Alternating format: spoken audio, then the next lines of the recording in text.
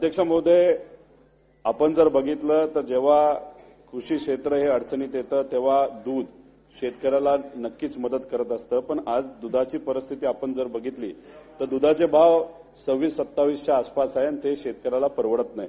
अध्यक्ष महोदय, त्या अनुषंगाने राज्य सरकारने 5 रुपयाचं अनुदान देण्यासाठी सांगितलं, पण त्याचा अटी जर बघितल्या तर खूप जाचक आहेत. अध्यक्ष महोदय, एखाद्या नेत्याला एखाद्या पक्षाला फोडायला कुठं अटी नाहीत, पण शेतकऱ्याला मदत देण्यासाठी एवढ्या अटी आपण टाकत असू ते कितपत योग्य आहे. त्यामुळे या सरकारला मी विनंती करतो, शेतकऱ्याच्या वतीने या जाचक अटी कुठेतरी काढून द्यावेत.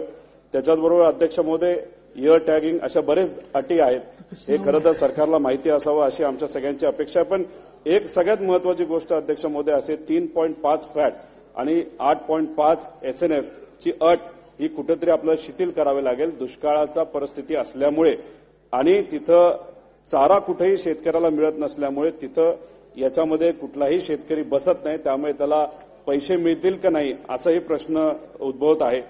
त्याच्याचबरोबर अध्यक्ष महोदय, काही दिवसांपूर्वीच 10 मार्चपर्यंत या अनुदानाचा कार्यकाळ वाढवलेला आहे. अध्यक्ष महोदय, दुष्काळ सुरू झालेला आहे, त्यामुळे हा कार्यकाळ हा कुठेतरी 31 मे पर्यंत वाढवावा अशी विनंती सरकारला शेतकऱ्याच्या वतीने करतो. 5% काम पूर्ण झाले, तपासून घ्या.